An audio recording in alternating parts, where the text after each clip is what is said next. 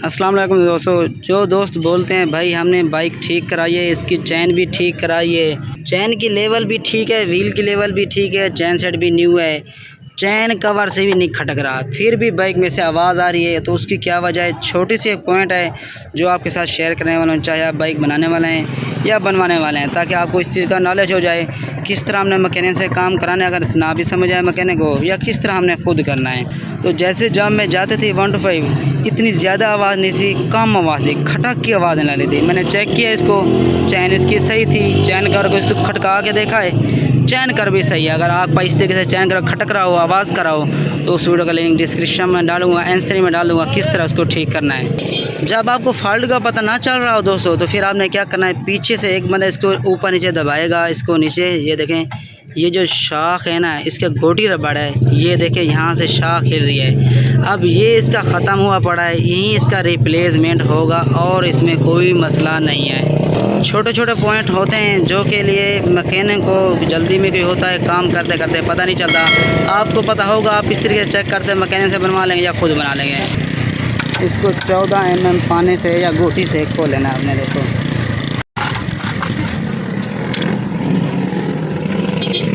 ये देखिए आग के सामने ये जो गोटी रबड़ है ना, ये देखें कितना ख़त्म हुआ पड़ा है। और जैसे ही जंप पाता था, लोहे से लोहा टक्कर खाता था, जिस वजह से बाइक आवाज़ करती थी, जो कि खुफिया एक पॉइंट्स है जो कि पता ना लगने वाला है।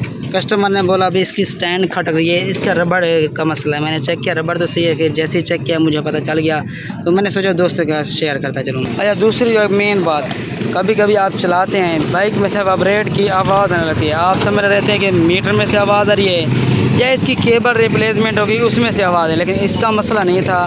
कभी कभार ऐसा होता है यहाँ पे नट ढीले होते हैं, ये जो पत्ते ये आवाज़ कर रही होती है, या फिर मोनोग्राम जो लगा होता है ये टूट जाता है, जिस वजह से आवाज़ कर रहा होता है। यहाँ पे देखें इसका कोना टूटा हुआ है, ये इस वजह से वाइब्रेट कर रहा था। जो कस्टमर ने बोला अभी इसकी केबल चेंज करो, मैंने इसको फिर से चेक किया, मुझे पता चला अभी इसका मोनोग्राम टूटा हुआ है। अगर ओरिजिनल मोनोग्राम है तो आप इसको एलफी से लगा के मजबूती से फिटिंग कर लें। ये इसका जेन्युइन मोनोग्राम है, हम इसको भी एलफी लगा के फिटिंग करेंगे, नहीं तो फिर आप न्यू भी रिप्लेसमेंट कर सकते हैं। तो उम्मीद करता हूँ दोस्तों छोटी सी वीडियो आपके लिए काफ़ी मददगार साबित होगी। अगर वीडियो पसंद आई तो लाइक करना ना भूलें, और चैनल भी सब्सक्राइब करना। इस चैनल पर आपको अच्छे से और रियल में सच्ची और अच्छी बात सीखने को मिलती रहेगी। तो अपनी दुआओं में मुझे ज़रूर याद रखिएगा। जब भी आपने नमाज़ पढ़नी है, सिर्फ आपकी दुआएं के लिए ही मैं वीडियो वगैरह बनाता रहता हूँ।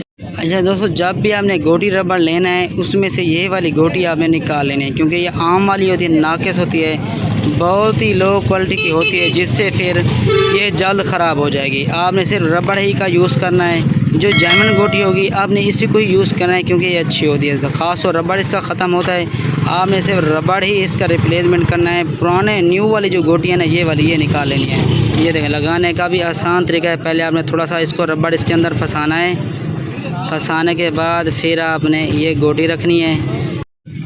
ये देखें इसी तरह आपने लगाना है इसके अंदर।